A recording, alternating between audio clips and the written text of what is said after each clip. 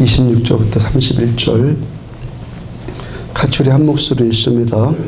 형제들아, 아브라함의 후손과 너희 중 하나님을 경외하는 사람들아, 이 구원의 말씀을 우리에게 보내셨거늘 예루살렘에 사는 자들과 그들 관리들이 예수와 및 안식일마다 배우는 바 선지자들의 말을 알지 못함으로 예수를 정죄하여 선지자들의 말을 응하게 하였도다. 죽일 죄를 하나도 찾지 못하였으나 빌라도에게 죽여달라 했으니 성경에 그를 가르쳐 기록한 말씀을 다 응하게 한 것이라. 후에 나무에서 내려다가 무덤에 두었으나 하나님이 죽은 자 가운데서 그를 살리신 것, 갈릴리로부터 예루살렘에 함께 올라온 사람들에게 여러 날 보이셨으니 그들이 이 백성 앞에서 그의 증인이라. 아멘. 더 깊어진 은혜 라는 제목으로 사도행전 160번째 말씀 전해드리도록 합니다. 지옥의 묵시록이라는 영화들 보셨습니까? 보신 분들 기억이 납니까? 내용이? 영화가 오래전에 나온 영화인데 명작입니다. 명작. 거기다가 지옥이라는 단어도 있고요, 묵시라는 단어도 있죠. 묵시. 그러니까 우리 기독교인들이 한 번 이상 꼭 볼만한 영화라는 것이죠. 오래됐을지라도 우리가 한 번 이상 꼭 봐야 할 영화라는 거예요. 영화가 데브라는 영화를 만든 코폴라 감독이 만들었고, 장작 3시간 16분이나 되는 긴 시간 동안에 상영된 영화입니다. 베트남 전쟁에 참여한 커츠라고 하는 미군 대령이 전쟁을 하는 중에 아예 전쟁광이 되어버렸어요. 전쟁의 미치광이가 되었던 것이죠. 그래서 자대로 복귀하지 않았고 캄보디아의 어느 깊은 산중으로 들어가서 많은 사람들 거느리고 거기서 전제 군주로 군림을 합니다. 자기를 반대한 사람이 있으면 무차별 살해하고 시체를 곳곳에다 매달아 놓고 거기서 사람들을 공포로 다스려요. 미국 정보부에서 커츠 대령 제거하기 위해서 월러트 데이를 파송하죠. 그 월러트가 살아서건 죽어서건, 너 죽든 죽어서건 살아서건 꼭 커츠를 제거해라 라는 특명을 받았고 별의별 어려움 다 겪었고 천신만고 끝에 이 커츠를 제거하죠. 영화가 중요한 것은 실화입니다. 실화이고 더 중요한 것은 전쟁이 뭔가를 말해주고 있어요. 그래서 지옥의 묵시록의 제목이. 군인들이 전쟁에 왜 나갑니까? 왜 군인들이 전쟁에 나가죠? 나라 지킨다는 명분 갖고 나가죠. 세계 평화를 위한다, 뭐 그런 명분 갖고 나가지 않습니까? 하다못해 일제시대 때요, 일본이 우리나라 젊은이들을 대동아 전쟁에 거기에 끌고 가면서도 뭐 천황을 위한다, 뭐 조국을 위한다, 그런 명분으로 징병해 갔어요.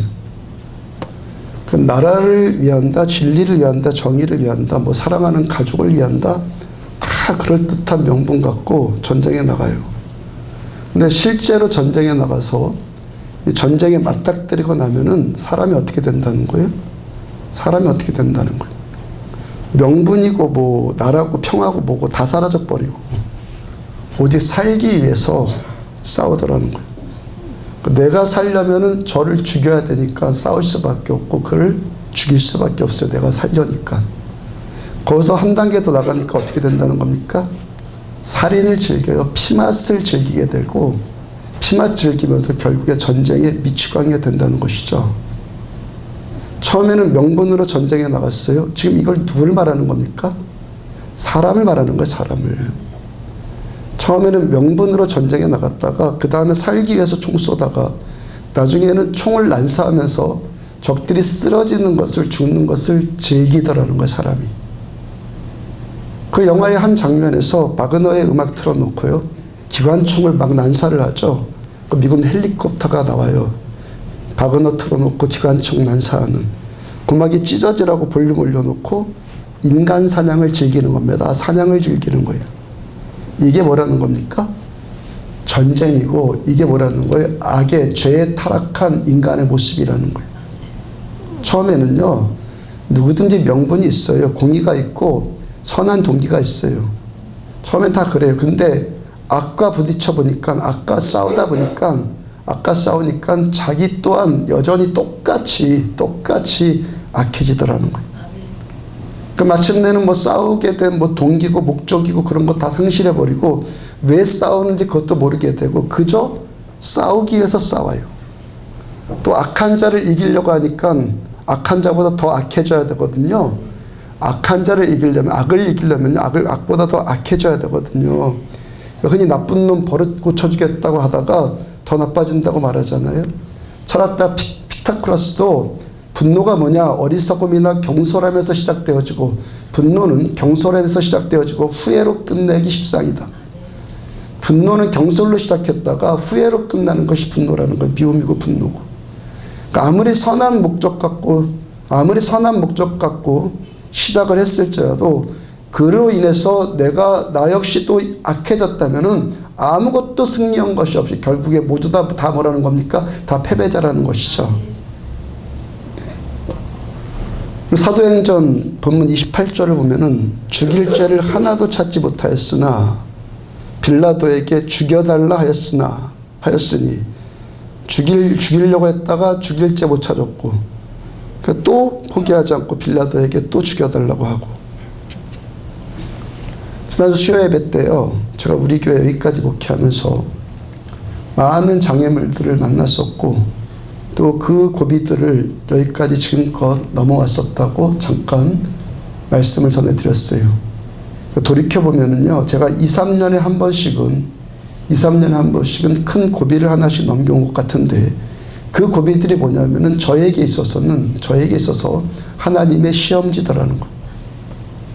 하나님께서 저에게 시험 문제를 하나 내시고 제가 그 문제를 잘 풀면 또 한 단계 상승해 나가는 은혜를 누렸어요. 지금껏 우리 안디옥 교회 10년 동안 계속 상승해 왔으니까 그 문제 하나씩 풀어갈 때마다 또 한 단계 상승해 나가는 것, 그걸 경험을 했다는 것. 그리고 지금 요즘에 제가 또 하나의 시험 문제 앞에서 저와 우리 교회가, 여러분들과 제가 이 시험 문제 앞에서 서 있는 영적인 느낌을 받아요. 설교를 위한 설교하는 것 아니에요. 하나님이 저한테 주신 마음을 그대로 전하는 거예요. 저와 우리가 하나님의 시험지 앞에 우리가 다 같이 서 있는 듯한 느낌을 제가 받고 있다는 거예요. 그러니까 이 시험 문제를 잘 통과하면 어떻게 되는 겁니까? 우리 교회 표와 같이 사도행전의 역사를 꿈꾸는 교회에 한 걸음 더 나가게 될 것이고, 통과하지 못하면은 성경의 고린도 교회와 같이, 고린도 교회 모르는 분 고린도 전후서 한번 읽어보시고 고린도 교회와 같은 어리석은 교회로 전락하게 되든지, 아니면 따라오지 못하는 어떤 성도들 있다면은, 여기에 못 따라오는 성도가 있다면 고린도 교회 성도들 같이 어리석게 될 수 있다라는 거예요. 따라오면, 같이 가면은 사도행전의 역사가 경험되어지는 탁월한 신자들로 세워지고, 못 따라오면은 고린도 교회와 같이 어리석은 신자가 될 수 있다는 거예요. 그러니까 뭘 말씀드리는 겁니까? 그러니까 지금 제가 말하려고 하는 이 장애물은 저 여러분들이 다 함께 같이 뛰어넘어야 될 것이고, 우리 교회뿐만이 아닙니다. 성경 안에 기록된 모든 교회들, 이 땅의 교회들이 모두 다 한 번은 뛰어넘어야 될, 그걸 뛰어넘으면 탁월한 교회가 되는 것이고, 뛰어넘지 못하면 그저 그런 교회가 되더라는 거예요. 기독교 역사를 보면은 성령님께서 세계를 운행을 하십니다. 세계 지도를 펴놓고 보면요, 기독교 역사 2000년 동안 성령께서 운행하신 것을 그림으로, 지도로, 선으로 그릴 수 있어요.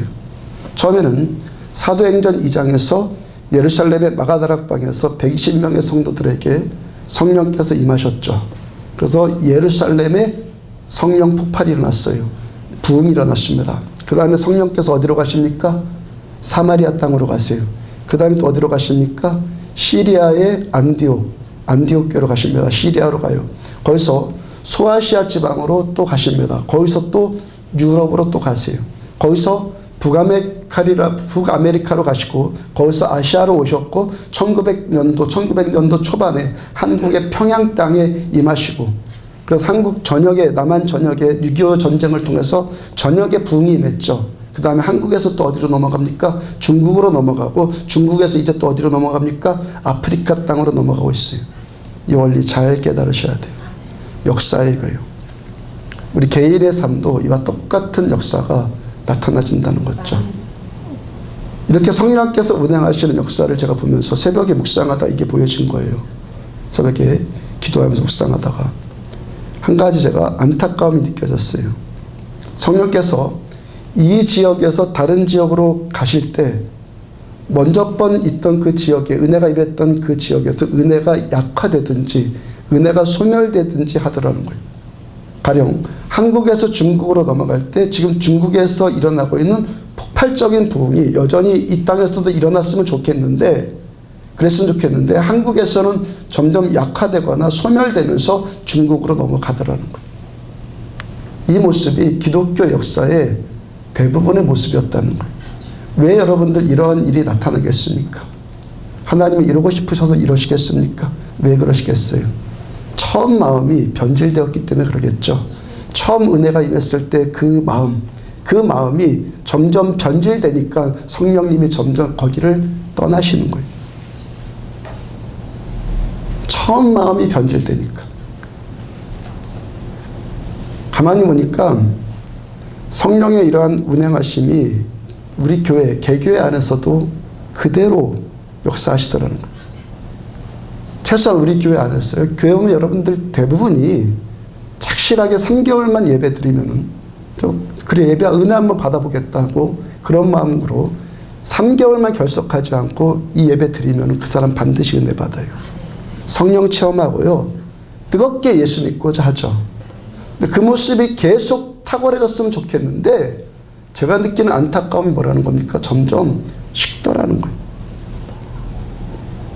처음 은혜 받은 사람이 계속 더 은혜 계속 받고 그 다음에 또 다른 사람에게 그 은혜가 또 넘어가고 그랬으면 좋겠는데 하나님의 소원이시겠죠. 목사의 소원이겠죠. 그랬으면 좋겠는데 처음 은혜 받은 사람은 점점 식어지고 그 은혜가 다른 사람에게 넘어가더라는 거예요. 100% 다 그렇다는 것 아니라 많은 경우가 그런 모습이 보이더라는 거예요.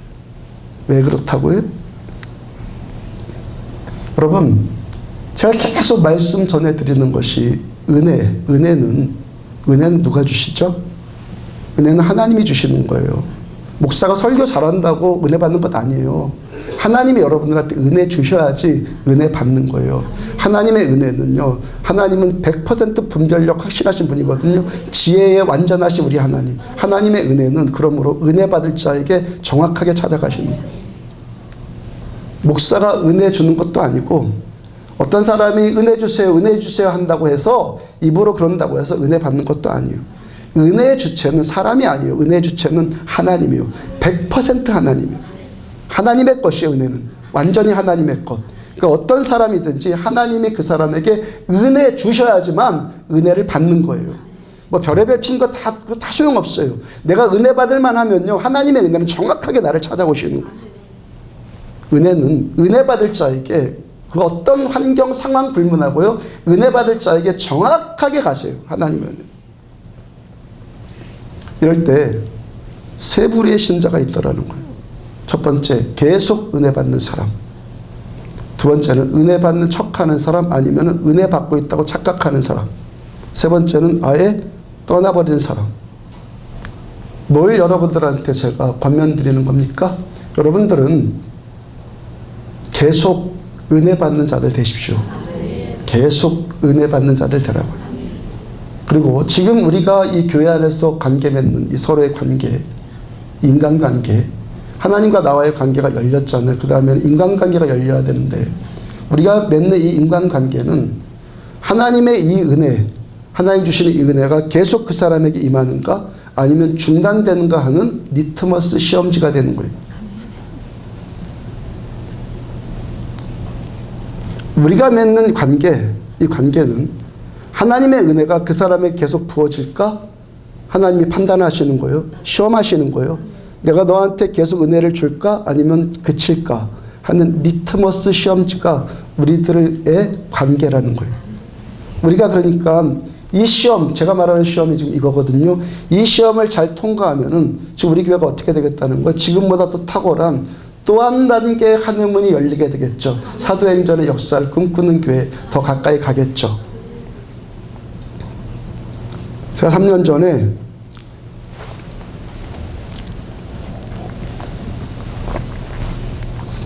3년 전에 2011년 4월 17일에 우리 교회 통합했잖아요.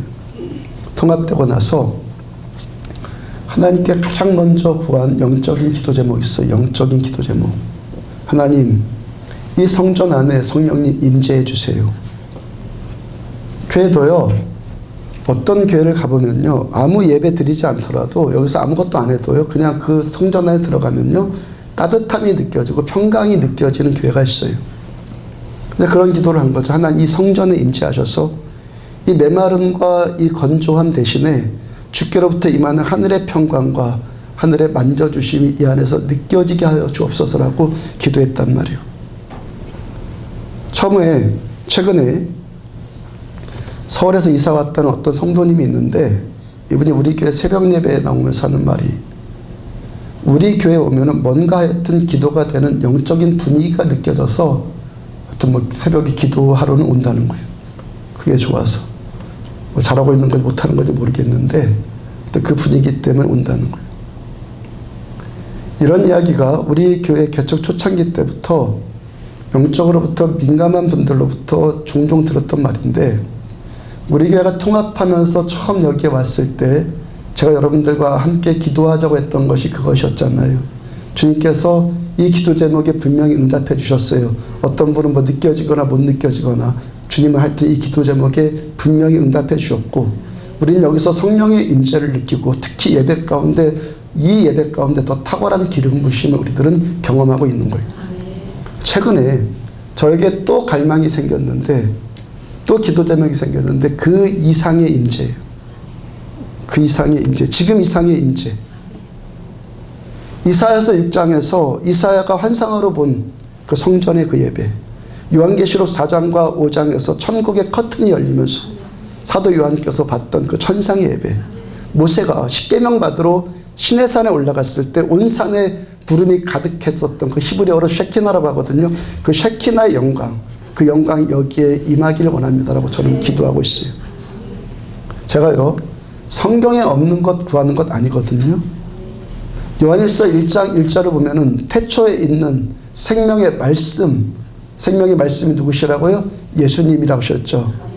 예수님이, 말씀으로 임한 예수님의 관하여는 우리가 들은 바요, 눈으로 본 바요, 주목하고 손으로 만진 바 됨이라. 우리가 이렇게 하나님 앞으로 나아갈 때마다 귀로 듣고 눈으로 보고 손으로 만진 바 될 만큼 더 가깝고 친밀하게 하나님이 느껴지는 그 임재, 그 임재를 제가 구하고 있단 말이에요. 하나님께서 말씀대로, 하나님의 말씀 따라서 그 말씀 그대로 믿고 구하는 자에게 응답해 주시는 우리 하나님은 선하신 하나님이세요. 믿음이 없으니까 안 되는 거지. 세상에 뭐 옛날 얘기지 뭐. 그런 자에게는 죽었다 깨어나도 안 일어나지만 나는 말씀을 그대로 고지 그대로 믿거든요. 이 말씀 그대로 여기에 나타내 주옵소서 하고 이 믿고 구하는 자에게 하나님은 그대로 응답해 주시는 선하신 아버지란 말이에요. 그리고 그 기도에 응답해 주시기 위해서 하나님께서 우리들 각자가 더 거룩한 성전 되기를 원하시면서 저에게 주신 마음이 있다는 것이죠. 이 시험, 이 돌파해 나갈 이 장벽. 28절 다시 보면은 죽일 죄를 하나도 찾지 못하였으나 빌라도에게 죽여달라 하였으니, 바리새인 서기관들, 장로들이, 율법주의자들이 예수님을 십자가에 못 박기 위해서, 죽이기 위해서 정죄를 했단 말이에요. 죄를 고소했단 말이에요. 근데 죽일 죄를 못 찾았어요. 그러니까 죄가 없으신 완전하게 무음하신 예수님께서 무슨 죄가 나오겠어요. 털어도 먼지 안 나는 자가 어디 있느냐, 뭐 그런 말이 있는데 예수님은 아무리 털어도 먼지 안 나오세요. 그러니까 그렇게 죽일 죄를 찾지 못했으니까, 죄가 없으니까 살려야 될 것 아니에요? 살려야 되잖아요.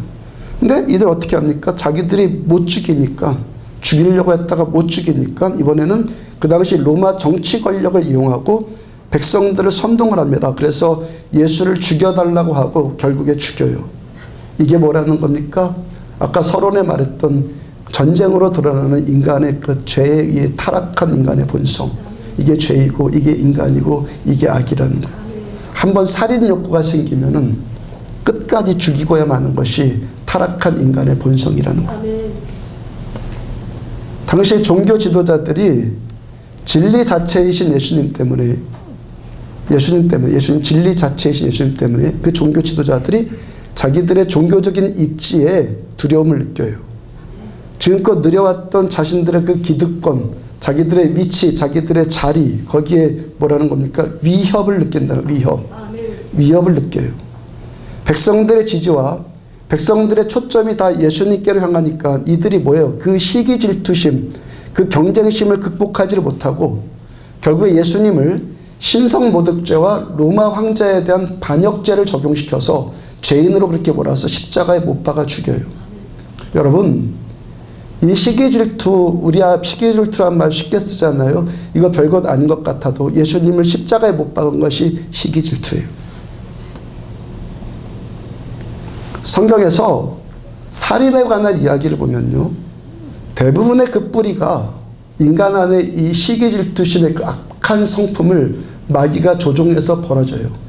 성경 안에 살인 극에 대한 얘기를 보면은 다 시기 질투예요. 창세기 최초의 살인이 어떻게 시작됩니까? 가인이 동생 아벨을 돌로 쳐 죽이는데 왜 쳐 죽입니까? 시기에서. 에서가 야곱을 죽이려고 하는데 왜 죽이려고 합니까? 시기에서. 야곱의 그 10아들들이 그 막내 동생 요셉, 10명의 형들이 막내 요셉을 죽이려고 하는데, 여러분들 멀리 있는 자가, 멀리 보고 김정은이 나 죽이는 게 아니에요. 가까이 있는 자가 죽이려고 한단 말이에요. 그죠? 10아들들이, 10형들이 막내를 죽이려고 하는데 왜 죽이려고 합니까? 시기에서. 사울왕이 자기 사위 다윗을 죽이려고 하는데 끝까지 죽인다고 쫓아가는데 왜 죽이려고 합니까? 시기심 때문에. 이사야서부터 말라기까지 선지서에서 거짓 선지자들이 이사야를 비롯한 참 선지자들을 계속 죽이려고 하는데 그것도 뭐 때문에? 시기심 때문에. 헤롯이 2살밖에 안 돼요. 이제 막 태어난 갓난쟁이 예수님을 왜 죽이려고 해요? 그 갓난쟁이를 죽이려고 해요. 왜 죽여요? 시기심 때문에. 결국에 바리새인들과 서기관들, 그 당시 종교 지도자들이 어떻게 해요? 왜 예수님을 십자가 못 박아 죽였어요? 시기심 때문에. 유대인들이 사도 바울을 시기해서, 바울 사도를 시기해서 끝까지 죽이려고 하죠. 여러분, 시기 질투라는 말 우리들 쉽게 쓰는데요, 이거 아무것도 아닌 것 같은데 마귀가 그거 우리 서로를 죽이는데 마귀가 조종하는 마귀의 아주 큰 도구가 시기심이에요. 무서운 살인 욕구가 이 안에 올라오는 거. 저놈만 없으면은, 저놈만 사라져 준다면, 이것 아니에요? 저놈만 죽어준다면.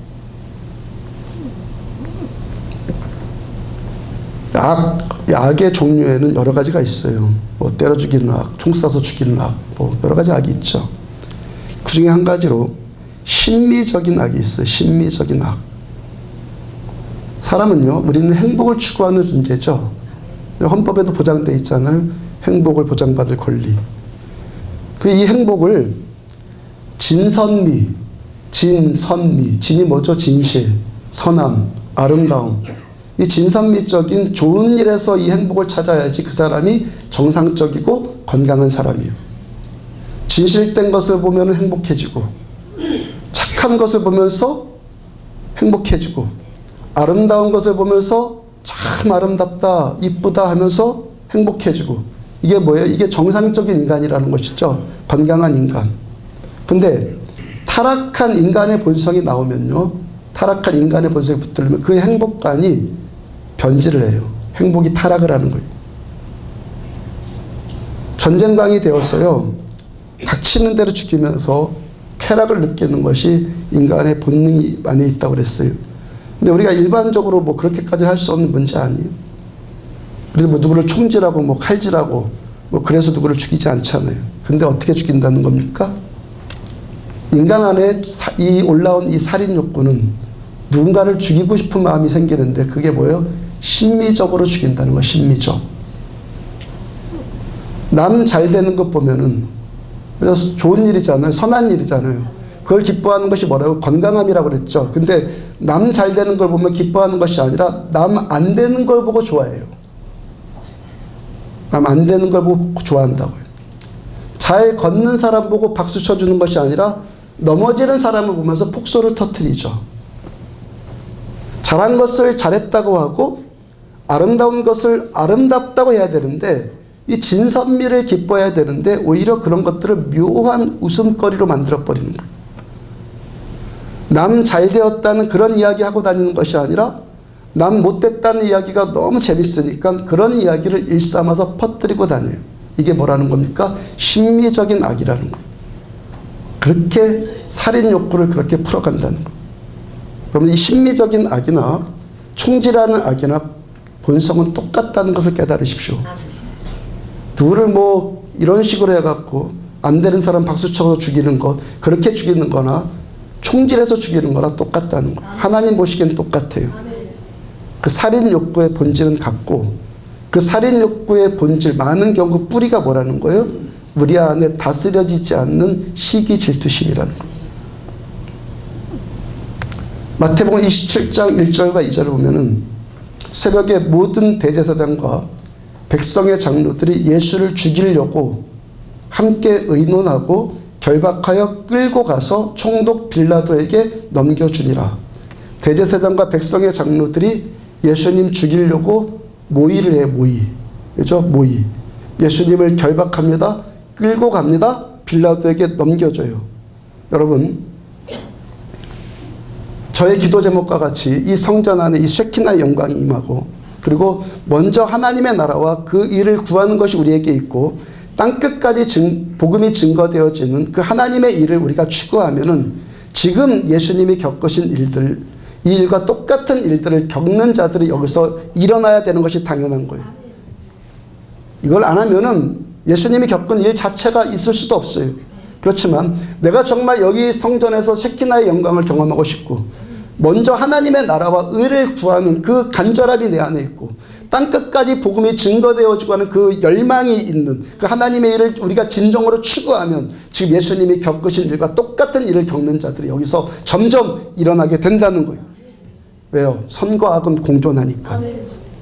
죽이려고 하는 자가 있고 죽임 당하는 자가 있고 모함하는 자가 있고 모함 당하는 자가 있는 거예요. 결박하는 자가 있고 결박 당하는 자가 있는 거고요. 끌고 가는 자가 있고 끌림 당하는 자가 있는 거예요. 넘겨주는 자가 있고 넘김 당하는 자가 공존해 있단 말이에요. 하나님의 일, 하나님의 이 일이 나타나는 곳에서는 그 일을 방해하려고 하는 마귀적인 일도 공존해서 같이 나타나진다는 거예요. 그리고 이 극단적인 이 두 가지 일이, 극단적인 두 가지 일이 하나는 멀리 동에서 나타나고 하나는 저쪽 서쪽에서 나타나듯이 그 동떨어져서 나타나는 것이 아니라는 겁니다. 한 곳에서, 한 장소 안에서, 더 좁게는 내 마음 안에서, 우리 마음 안에서 이 두 가지 일이 공존하는 거예요. 이 안에 공존하고 우리 마음 안에서 공존하는 거예요. 이 두 가지 일이 다 같이 나타나는 겁니다. 로마서 7장 21절을 보면은 그러므로 사도 바울의 고백이요. 내가 한 법을 깨달았느니 곧 선을 행하기 원하는 나에게 악이 함께 있는 것이로다. 사도 바울의 같은 대사도께서도 자신의 마음 안에 있는 그 고통, 그 갈등의 문제를 지금 토로하고 있는데요. 그 위대한 사도의 마음 안에서도 선을 행하고자 하는 마음과 악을 행하고자 하고 싶어하는 두 마음이 지금 공존해서 막 올라오더라는 거예요. 여러분, 우리가 돌파해 나가야 되는 이 장애물, 그래서 목사에게 하나님이 주시는 그 간절함 같이 쉐키나의 영광이 여기에 임하게 하기 위해서 우리가 돌파해 나가야 될, 싸워 나가야 될 장애물이 뭐라는 것입니까? 남하고 싸우는 것이 아니에요. 자신과의 싸움이에요. 내 안에 선을 행하고 싶어하는 마음이 득세하고 진선미를 진정으로 기뻐하고 진선미를 향해서 시기 질투하는 것이 아니라 진정으로 기뻐하고 사랑해주는 마음, 그 마음이 우리가 그 마음을 붙들고 나가야 되는 것이 우리가 돌파해 나가야 될 문제라는 거예요. 사촌이 땅 사면 배가 아프다는데 배 아픈 자는 말할 것도 없고요.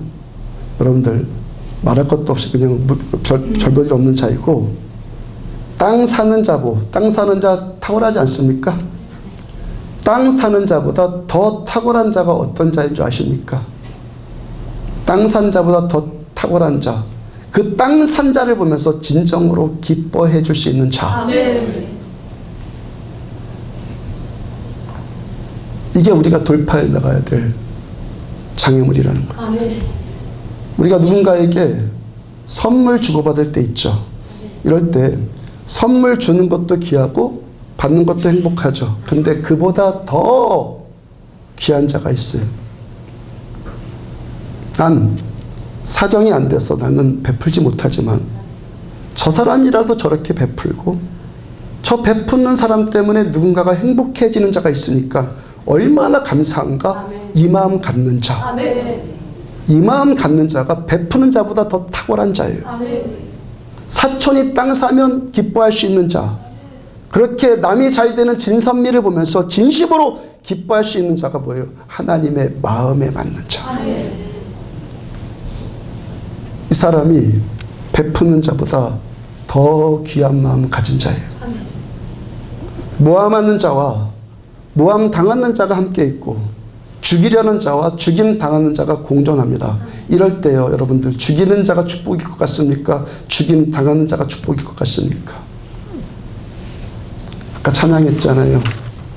하나님의 사랑이 영원히 함께하리. 십자가의 길을 걷는 자에게. 그 찬양 그대로예요. 여러분들 이 찬양이요, 저는 고개를 들 수가 없으면서 오늘 찬양을 했어요. 진심으로 고개를 들 수가 없어요. 음악을 즐길 수 있는 찬양이 아니에요. 고개를 못 들겠어요. 하나님의 사랑이 영원히 함께하리. 십자가의 길을 걷는 자에게.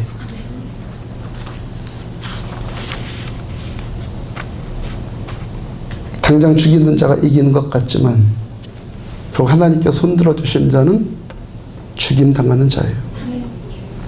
가정 안에서도 아주 쉬워요, 이거요. 여러분들 가정에서 누가 은혜 받는지 한번 생각을 해봐요. 누가 은혜 받는지, 진짜 은혜 받는지. 부부간에서도요, 우세하는 쪽이 있고 그렇지 않은 쪽이 있죠. 누가 더 은혜 받는지 생각해 보라고요. 하나님은요, 지는 자와 함께 하세요. 그러면 여러분들은 차라리 죽임 당하는 자가 되고 차라리 모함 당하는 자가 되라고요. 하나님께서 그 사람과 함께 하시고 그에게 은혜 주시는 거예요. 왜? 예수님이 같은 일 당하셨기 때문에. 거기서 우리들 더 탁월해져서 우리들은 이제 살리는 자가 되고 남을 세워주는 자가 되어서 여기 모인 우리들 모두가 더 높은 천국을 경험하자는 것이죠. 자, 여러분들한테 지금 그 권면을 드리는 것 아니에요, 말씀으로. 그렇죠? 서로 살려주고 또 서로 세워주는 자가 돼서 더 높은 차원의 천국을 누리자는 것이죠. 월남 이상재 선생이 한 번은 정치적인 오해로 감옥에 투옥된 적이 있었어요. 감옥에 들어가긴 했는데 분명히 오해받아서 모함받아서 들어간 거거든요. 너무 억울하고 분해서 악한 자들한테 이용당하는 것 같은 기분 들어서 너무 싫더라는 거예요. 속으로 올라오는 그 분노를 다스리지 못해서 힘들어하는데 누군가 감옥 벽돌 사이에다가 종이 조각을 둘둘 말아서 거기다 벽돌에다가 하나를 꽂아놨어요. 뭔가 하고 뽑아서 펴보니까 성경 구절이 써있는데 마태복음 5장 38절 이하의 말씀이에요. 또 눈은 눈으로 이는 이로 갚으라 하였다는 것을 너희가 들었으나 나는 너희에게 이르노니 악한 자를 대적하지 말라. 누구든지 내 오른편 뺨을 치거든 왼편도 돌려대며 또 너를 고발하여 소복옷을 가지고자 하는 자에게 겉옷까지도 가지게 하며 또 누구든지 너로 억지로 오리를 가게 하거든 그 사람과 심리를 동행하고 너희 원수를 사랑하며 너희를 핍박하는 자를 위하여 기도하라. 너희 원수를 사랑하며 너희 핍박하는 자들을 위해서 기도해라. 참 말도 안 되는 어린애 장난질 같은 이야기가 다 써있군. 세상에 이런 걸 실천할 사람이 어디 있담? 하면서 이상재 선생님께서 코웃음 쳤다고 그래요. 그걸 말씀을 비웃고 한참 투덜거리다가 그 종이 조각을 다시 원래 있던 벽틈에다 다시 끼워 넣었어요. 좀 있으니까 왠지 또 마음이 막 찜찜해지고 막 마음이 불편해지더니 자기도 모르는 사이에 또 그 말씀에 손이 가더라는 걸 뽑아서 또 읽어봤어요. 읽어보고 나서 또 역시 말도 안 되지. 야, 미워해도 직성이 안 풀리는데 어떻게 원수를 사랑해? 악한 놈은 더 미워하고 더 저주해줘야지. 그리고는 또 집어넣었어요. 그러니까 벽틈에다가 넣었다가 뺐다가 넣었다가 뺐다가 그 짓을 며칠을 되풀이했다는 거예요. 그죠? 그 구절 하나를 넣었다 뺐다 며칠을 그 짓 되풀이하다가 마침내 그 말씀 앞에 무릎이 꿇려지더라는 거예요. 이 말씀 통해서 예수님께서 그 심령 안으로 오셨고 예수 믿게 된 거예요. 훗날 이분 고백하기를 나는 그 쪽지에 기록된 그 말씀에 사로잡히고 말았다. 나는 예수의 말씀에 노예가 되었다. 자, 우리 교회 개척하고 나서 지난 10년 동안 계속 추구한 것 있어요. 10년 동안 뭘 추구했다고요? 살아계신 하나님 만나자. 예수님을 만나자. 교회 나와주는 것 그거 소용없어요. 여기요. 우리 안디옥 교회는 그것도 안 통해요. 교회 나와주는 사람 안 통한다고요. 여기 오면 예수님 아셔야 돼요. 예수님 만나시란 말이에요. 죽은 하나님이 아니라 살아계신 하나님을 만나자는 것이죠. 관념적인 예수가 아니라 철학적인 예수, 윤리적이고 그런 생각해보는 예수가 아니라 지금 나의 현실 가운데서 나와 지금도 여전히 동행해 계시는 내 예수님. 어제 저녁에 오병이어에서 밥 먹는데요. 집사님 하는 말이 동네 사람들 밥 먹다가 와서 오병이어가 뭔 뜻이냐 묻는다고 그래요. 예수님 보리떡 5개와 물고기 2마리 갖고 2만 명 이상 대군죽을 먹이고 12방울이가 남은 이야기입니다. 설명하면 대부분의 사람들 에이 그런 일이 어디 있어요? 그런다는 거예요. 여러분들은 우리는요 그런 일이 있어요. 저 이 말씀 그대로 믿는다고 그랬죠. 고지곳대로 저는 믿어요. 그리고 이 말씀 그대로 실현되기를 저는 추구해요.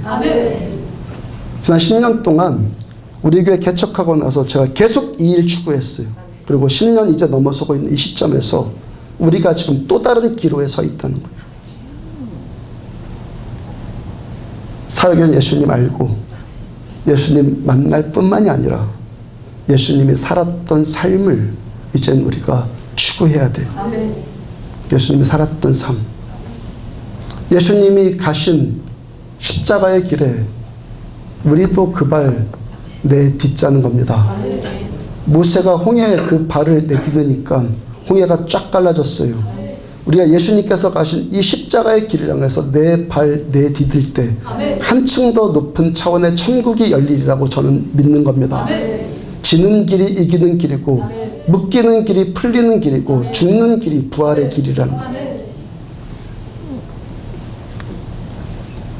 저도 한때 월남 이상재 선생님과 같은 넋두리 할 때 분명히 저도 있었어요. 오른뺨 맞으면 왼편 돌려대고 어떻게 그게 가능해? 주먹이 안 나가면 다행이지. 오리를 가져가면은 심리를 가지고 원수 미워하지 말고 오히려 사랑하고 기도해주고 그런 말씀에 야 어떻게 세상에 누가 그렇게 살 수 있냐 아무리 교회 다녀도 우리가 기준 삼아야 될 그냥 말씀일 뿐이지 추상이죠. 그러니까 철학일 뿐이죠. 어떻게 실제로 저렇게 산단 말이야? 그럴 때가 있었단 말이야. 근데 저는 이제 그 가능성을 보고 있단 말이에요. 가능성. 어떤 가능성이요? 하나님은 살아계신 하나님이시라는 것. 지난 10년 동안의 이 영적인 추구와 경험 때문에 하나님 살아계신 하나님께서는 우리에게 상을 주시는데 확실하게 주시는 분이에요. 상 주시는데 분명하게 주시는 하나님. 히브리서 11장 6절 믿음이 없이는 하나님을 기쁘시게 못하나니 하나님께 나아가는 자는 반드시 그가 계신 것과 또한 그가 자기를 찾는 자들에게 상 주시는 이심을 믿어야 할지니라. 이 말씀 그대로 우리들 각자들 하나님께 나가기를 추구하고 하나님 계신 것 믿고 하나님 찾으면 하나님 우리들한테 분명히 상 주시는 하나님 확실하게 저는 믿는 거예요. 하나님께서 어떤 상을 우리들한테 지금 보여주고 계신다는 거예요? 어떤 상? 오늘 보면 30절 하나님이 죽은 자 가운데서 그를 살리신지라. 이 말씀 그대로 예수님의 그 죽으심이 부활의 영광을 가져온 것처럼 우리들 이제 말씀 따라 우리들 죽을 때 하나님께서 우리들한테 이 천국의 영광을 보여주시겠다고 저한테 꿈을 주시는 거예요. 여기 하나님의 임재의 구름이 가득하고 여기 나온 자들마다 살아계신 하나님의 영광을 경험하고 그래서 삶이 회복되어지고 치유되어지고 우리를 구원해 주신 이 하나님, 살아계신 이 하나님을 이 땅에 나가서 담대하게 말할 수 있는 증인된 삶을 살게 하여 주신다는 거 하나님.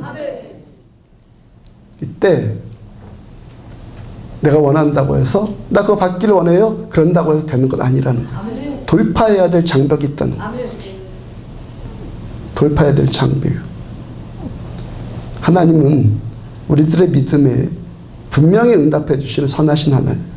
저는요, 제 믿음 이대로 응답해 주실 것 저는 더 확실하게 믿어요. 요한복음 15장 10절 중간에 보면은 너희도 내 계명을 지키면 내 사랑 안에 거하리라. 거하리라. 하나님의 임재 안에 거하는 것, 지난 10년 동안 추구한 것 같이 주님 안에 더 깊이 거하고 여기에 셰키나의 영광이 임할 때까지 하나님의 임재가 가득 채워질 때까지 거하는 거 어떻게 이룬다는 거예요? 내 계명을 지키면. 그 다음 12절 내 계명은 곧 내가 너희를 사랑한 것 같이 너희도 서로 사랑하라 하는 이것이니라. 어떤 계명 지킬 때 주님의 임재가 가득한 셰키나의 영광을 우리가 더욱더 경험할 수 있다는 겁니까? 서로 사랑하는 이 계명의 말씀을 지킬 때. 요한복음 13장 34절 35절 새 계명을 너희에게 주노니 서로 사랑하라. 내가 너희를 사랑할 것 같이 너희도 서로 사랑하라. 너희가 서로 사랑하면 이로써 모든 사람이 너희가 내 제자인 줄 알리라. 왜 어떤 사람은 처음 받은 은혜 계속해서 받아나가고 더 은혜 받고 근데 또 어떤 사람은 왜 그 은혜가 그쳐버린다는 겁니까? 바로 이 말씀 때문에. 너희가 내 계명을 지키면 내가 너한테 더 임하겠다. 너희가 서로 사랑하면 내가 너에게 더 은혜 주겠다. 이 말씀이거든요. 은혜가 그치고 더 임하고 주님 말씀 그대로예요. 말씀에 순종해서 새 계명을 지켜나갈 때 이 은혜 그치지 않고 더 임하게 되고 이 말씀에 불순종해서 새 계명을 지키지 않을 때 하나님의 은혜도 중단돼 버리는 거예요. 그래서 서로 사랑하라는 주님의 이 말씀, 주님의 이 계명의 말씀을 추구하면 주님이 우리들한테 어떤 상을 주시겠다는 거예요? 그 다음은 15장 7절을 보면 요한복음 너희가 내 안에 거하고 내 말 서로 사랑하라는 그 말씀이 너희 안에 거하면 무엇이든지 원하는 대로 구하라. 그리하면 이루리라. 먼저 주님의 임재를 더 깊이 누리고 그 다음에 그 임재 가운데서 내가 원하는 것 기도하는 것마다 무엇이든지 하나님이 다 들어주시겠다. 그 조건이 뭡니까? 새 계명의 말씀이 우리 안에 있으면.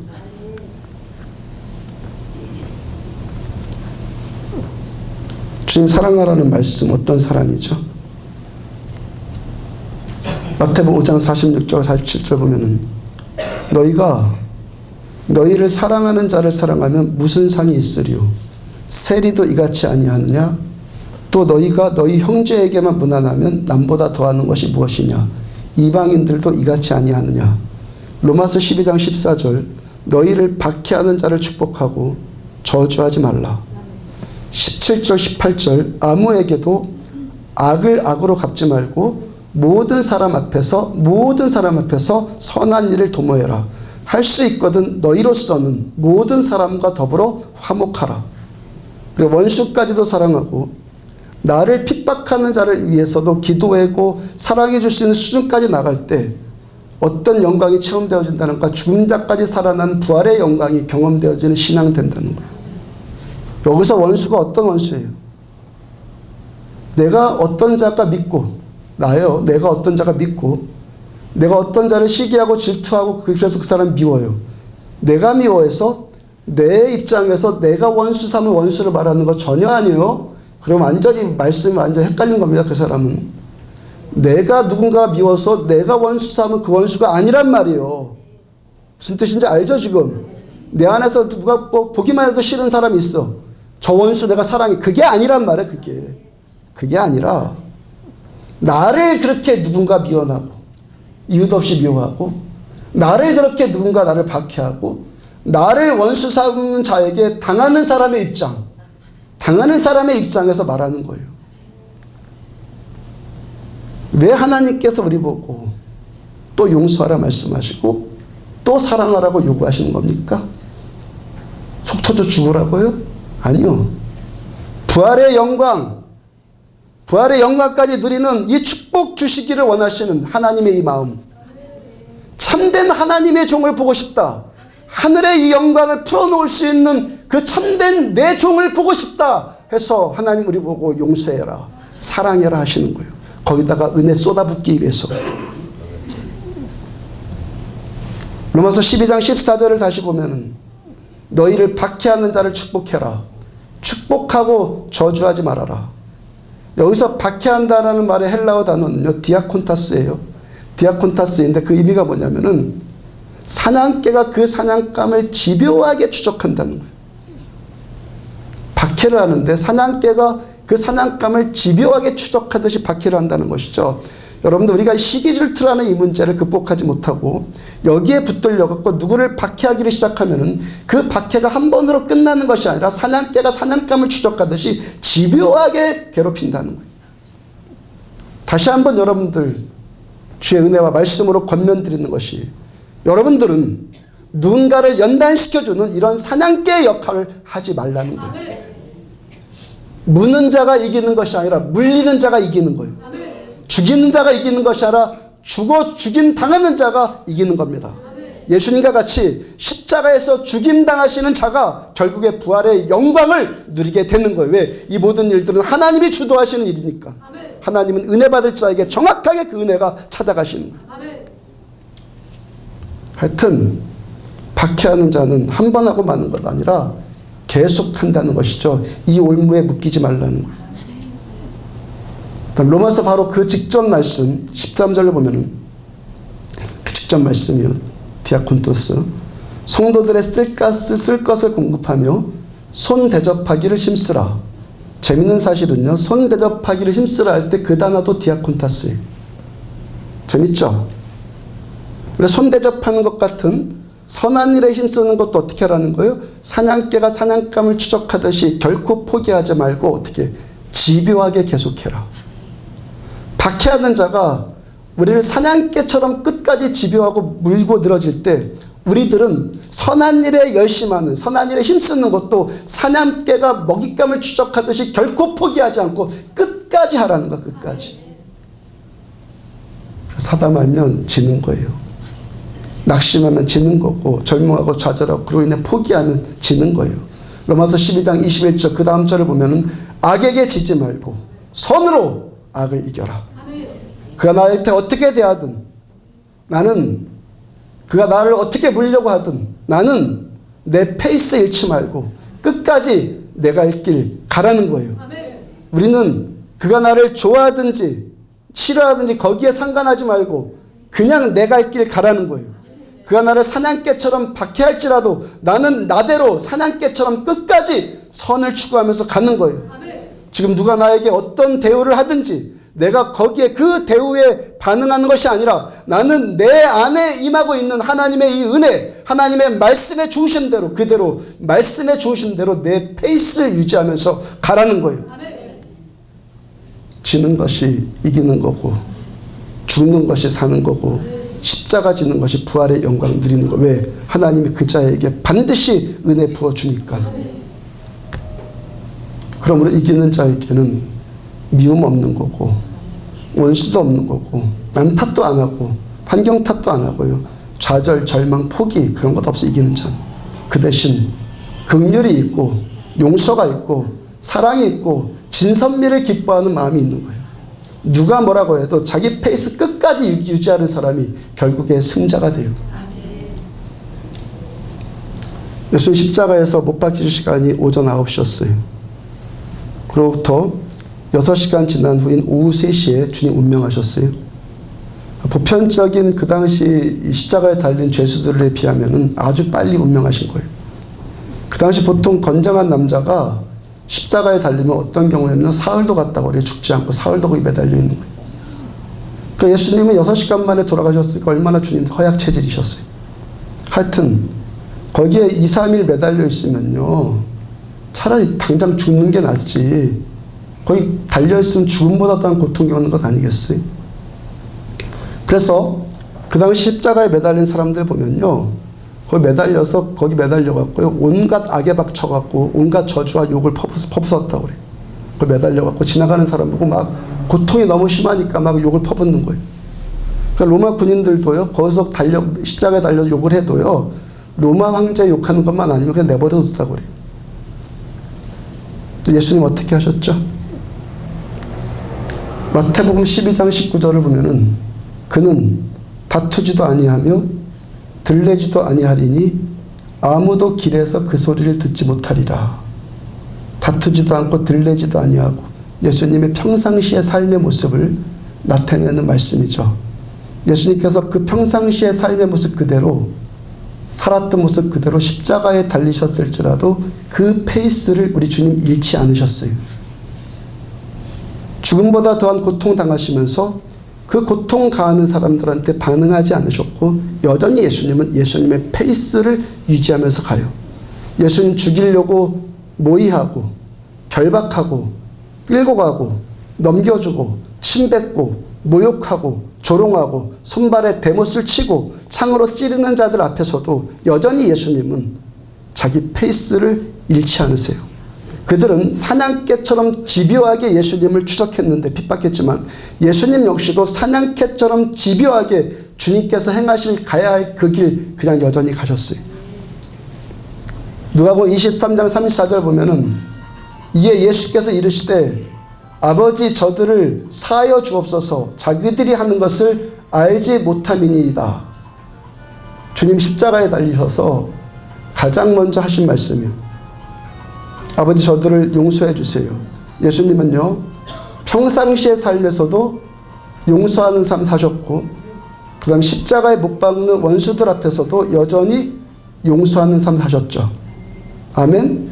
평상시에도 용서하셨고 십자가에 달리셔서도 여전히 그 페이스 유지하면서 용서하셨어요. 그리고 그 페이스를 유지하기 위해서 주님이 계속 하신 일이 있어요. 마태복음 27장 46절을 보면은 제9시쯤에 예수께서 크게 소리질러 이르시되 엘리 엘리 라마 사박다니 하시니 이는 곧 나의 하나님 나의 하나님 어찌하여 나를 버리셨나이까. 보통 이 말씀이 예수님이 십자가에 달리신 다음에 네 번째 하신 말씀을 우리가 알고 있어요. 그 다음 바로 다음 50절 보면은 예수께서 다시 크게 소리 지르시고 영원히 떠나시니라. 주님께서 크게 소리 지르시고 나의 하나님 어찌 나를 버리셨나이까 그 크게 소리 지르고 그 말씀하셨고 그 다음에 다시 두 번째 크게 소리 지르신 다음에 영원히 떠나셨다라고 마태가 기록했는데 그러면 그 두 번째 크게 소리 지르신 말씀이 무슨 내용일까? 그 무슨 말씀을 마지막으로 하셨고 예수님이 운명하셨을까? 그 말씀에도 누가복음 23장 46절을 보면 예수께서 큰 소리로 불러 이르시되 아버지 내 영혼을 아버지의 손에 부탁하나이다 하고 이 말씀을 하신 후 숨지시니라. 주님께서 크게 소리 지르신 두 말씀, 크게 소리 지면서 외쳐셨던 이 두 말씀 다 시편에서 나온 말씀이요. 주님의 시편의 말씀을 지금 십자가에서 인용하고 계시는 거예요. 시편 22편 1절을 보면은 내 하나님이여 내 하나님이여 어찌 나를 버리셨나이까 어찌 나를 멀리하여 돕지 아니하시오며 내 신음소리를 듣지 아니하시나이까. 그 다음 시편 31편 5절 내가 나의 영을 주의 손에 부탁하나이다 진리의 하나님 여호와여 나를 속량하셨나이다. 일본의 탁월한 영성가인 엔도 슈사쿠가 예수님의 생애라는 책에서 이 부분을 주의한 것이 있어요. 일반적으로 경건한 유대인들은요 자기가 너무 고통스러울 때, 고통이 올 때 성경 말씀을 소리내서 외우는 것이 흔한 일이었다고 유대인들의 그 관습이. 주님도 십자가에서 바로 그 일 하셨다는 거예요. 주 십자가에 달리셔서 아버지 저들의 죄를 용서해 주세요 하시고 그 용서하는 삶의 페이스를 우리 주님 지키기 위해서 시편 22편 1절부터 내 하나님이여 내 하나님이 어찌하여 나를 버리셨나이까 부터 이제 말씀을 암송하기를 시작해요. 거기서부터 계속 말씀을 암송해 나가시는데 십자가에 달려서 시편 22편 1절부터 계속 암송을 해 나가시는데 마지막에 시편 31편 5절까지 와서 내가 나의 영을 주의 손에 부탁하나이다 거기까지 암송 딱 끝나시고 그때 숨을 거두신 거예요. 그렇게 엔도 슈사쿠가 주애를 하더라는 거예요. 마태는 어찌하여 나를 버리셨나이까 이 말씀에 초점 맞췄고 누가는 나의 영을 주의 손에 부탁하나이다 이 말씀 초점 맞춰서 각기 말씀을 기록했다는 것이죠. 탁월한 주석이에요. 마태복음 4장을 보면은 주님께서 40일 금식기도 마치셨는데 마귀가 예수님을 공격해요. 그때 예수님께서 마귀가 공격할 때마다 정확하게 말씀으로 그 상황에 맞는 지금 이 상황에 맞는 말씀으로 구약의 시편의 말씀으로 정확하게 마귀를 대적하셨어요. 고통당하는 자들이 그 고통 앞에서 십자가 고통 앞에서 온갖 욕지거리를 그 위에 달려갖고 그렇게 할지라도 예수님께서는 끝까지 십자가 위에서 말씀으로 반응하셨어요. 악에게 악으로 반응하면 결국에 나 역시도 악한 자 돼요. 하나님은 악한 자에게 은혜 주시지 않고 선한 자에게 은혜 주세요. 은혜 받으셨습니까? 이 은혜 아까워하십시오. 아무나 은혜 받는 것도 아니에요. 살아계신 하나님을 느끼는 거, 경험하는 거, 그거 못 느끼고 교회 다니는 사람 90% 이상이에요. 은혜 받으셨으면 그 은혜 아까워하세요. 은혜 소멸되지 말란 말이에요. 하나님의 은혜는 선한 자에게 계속 흘러가요. 죽이는 자에게는, 누군가를 죽이려고 하는 자에게 은혜 소멸돼요. 은혜 소멸되고 나서 은혜 받는 척하지 말고, 은혜 받고 있다고 착각하지 말고 회개하고 다시 돌이켜요. 죽은 자에게는, 죽이는 자에게 은혜 소멸되고 죽는 자에게 은혜가 임하는 거예요. 우리의 기준은 오직 말씀이에요. 누가 뭐라고 하든 어떻게 하든 끝까지 은혜 받고 싶으면 하나님 말씀이 나에게 원하시는 그걸 하세요. 새 계명을 너희에게 주노니 서로 사랑하라. 너희가 내 안에 있고 내 말이 너희 안에 있으면, 새 계명이 너희 안에 있으면 무엇이든지 원하는 대로 구해라. 그리하면 그대로 이루리라. 그럼 이 자리에 나온 여러분들, 말씀 듣는다는 것 탁월한 선택하신 거예요. 말씀 따라서 십자가에 달려 죽으신 예수님같이 차라리 죽임 당하십시오. 죽는 자 되지 마십시오. 하나님 불꽃 같은 눈동자로 다 보고 계세요. 누가 죽이는 자인지 누가 죽는 자인지 다 아신다고요. 하나님 다 아시고, 하나님의 은혜는 은혜 받을 자에게 정확하게 흘러가요. 사랑 베풀다가 실망했고, 용서하다가 지쳤고, 참다가 한계에 도달했고, 선을 베풀다가 낙심했고, 그런 분 있습니까? 사람에게 반응하지 말고 말씀께 반응하고 다시 일어서십시오. 미워한다고 미워하지 말고 끝까지 사랑하세요. 은혜 받는 우리가 더 깊고 높은 은혜를 받기 위한 가장 탁월한 통로는 사랑이에요. 더 은혜 받고 싶으면 사랑하는 것이고, 이제 은혜 소용없어요. 그냥 종교적인 신자 돼서 교회나 그냥 왔다리 갔다리 뭐 그러고 다니죠 말죠 뭐. 그러고 싶다면 누군가를 미워하십시오. 계속 은혜 받고 싶으면 사랑하십시오. 사랑하는 자에게 원수까지도 우리가 사랑할 수 있는 그 수준 되면 탁월한 하나님의 세계가 우리들을 기다리고 있어요. 여기서 원수까지도 사랑할 수 있는 자가 점점 더 많아질 때, 그 사람을 인해서 목사에게 주신 하나님의 감동처럼 쉐키나의 영광이 이 자리에 임하게 될 거예요.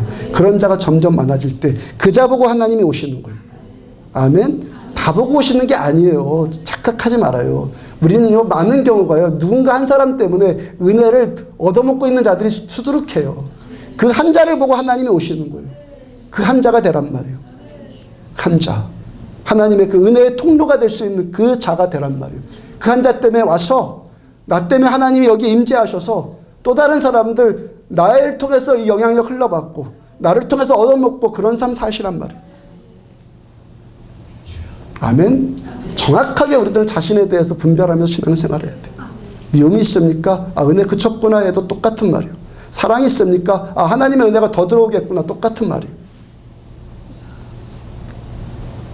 주님과 같은 십자가의 길, 이 삶 추구에서 예수님 아는 이 단계에서 더 나아가, 주님 달란다고 주시지 않는다고 해요.